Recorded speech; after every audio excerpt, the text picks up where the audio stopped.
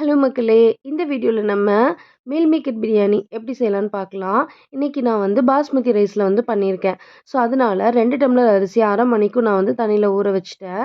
So, இன்னொரு பாத்திரத்தில தண்ணி கொதிக்க வச்சு, தண்ணி கொதிச்சதும் அடுப்ப ஆஃப் பண்ணிட்டு 1/2 கப் மீல் மேக்கர் சேர்த்து ஒரு 5 மினிட்ஸ் விட்டுட்டு, அதுக்கப்புறம் தண்ணிய நல்லா வடிச்சுட்டு, அத ஸ்க்யூஸ் பண்ணி தனியா எடுத்து வச்சுருங்க. இதுக்கிடையில ஒரு மசாலா பேஸ்ட் ஒண்ணு அரைச்சிரலாம். சின்ன வெங்காயம், முந்திரி, ஹோல் பிரியாணி மசாலா சேர்த்து அரைச்சு பேஸ்ட்டா வச்சுருங்க. இப்போ ஒரு பாத்திரத்தில வந்து ஆயில் ஆட் பண்ணிக்கிறேன். ஸோ வந்து ஆயில் நல்லா சூடானதுக்கு அப்புறமா 3 பெரிய வெங்காயத்த நீல வாக்குல அரிஞ்சு நல்ல கோல்டன் ஃப்ரை ஆற வரைக்கும் அத வந்து வணக்கணும்.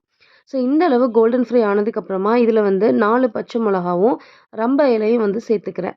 ஸோ இதையும் சேர்த்து நல்லா வந்து வணக்கிட்டு, இப்ப நம்ம அரைச்சு வச்ச அந்த பேஸ்ட்ட வந்து ஆட் பண்ணிக்கலாம். ஸோ இதையும் சேர்த்து நல்லா வந்து வணக்கி விட்டுருங்க. இப்ப நம்ம வந்து 1 1/2 ஸ்பூன் இஞ்சி பூண்டு பேஸ்ட் வந்து இதில வந்து ஆட் பண்ணிக்கிறேன். ஸோ இந்த இஞ்சி பூண்டு பச்சை வாசனை போகிற வரைக்கும் நல்லா வந்து வணக்கி விட்டுட்டு, இதில் வந்து 3 பெரிய தக்காளி பழம் வந்து ஆட் பண்ணிக்கிறேன். ஸோ இதுவும் வந்து தக்காளி பழம் நல்லா மசிஞ்சு போகிற அளவுக்கு வந்து வணக்கிடணும். அதுக்கப்புறமா இதில் கொஞ்சமாக வந்து கொத்தமல்லி, புதினா தழை சேர்த்து அதையும் வந்து வணக்கிட்டு, காரத்துக்கு வந்து ரெட் சில்லி பவுடரும், கொஞ்சமாக வந்து மஞ்சத்தூளும் வந்து ஆட் பண்ணிக்கிறேன். இப்போ நம்ம ஸ்க்யூஸ் பண்ணி தனியா எடுத்து வச்ச அந்த மீல் மேக்கர வந்து இதில வந்து ஆட் பண்ணிட்டு, மசாலா நல்லா எல்லா பக்கமும் வந்து கோட் ஆகுற மாரி நல்லா வந்து மிக்ஸ் பண்ணிக்கோங்க.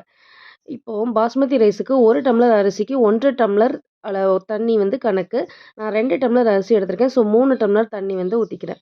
இப்போ தண்ணி ஊத்துனதுக்கு அப்புறமா, இதில வந்து அரிசி வந்து போட்டுட்டு நல்லா வந்து மிக்ஸ் பண்ணி விடுங்க. மிக்ஸ் பண்ணிட்டு உப்பு சேர்த்துக்கங்க.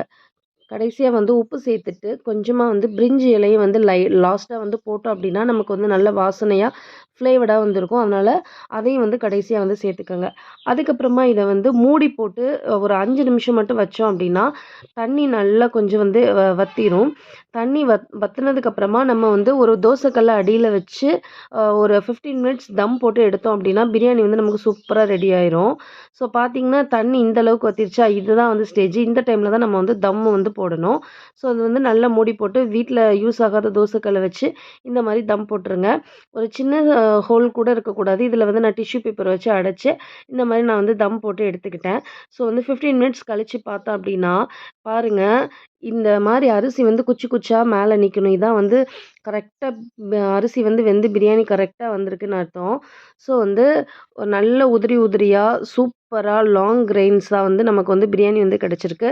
பிரியாணி வந்து ரெடி ஆயிடுச்சு. இது கூட வந்து பிரியாணி கத்திரிக்காய், அப்புறம் ரைத்தா, பாயில்டு எக் இதெல்லாம் வச்சு சாப்பிடும்போது சூப்பரா இருக்கும். நீங்களும் உங்க வீட்ல ட்ரை பண்ணி பார்த்துட்டு எப்படி இருக்குன்னு எனக்கு சொல்லுங்க.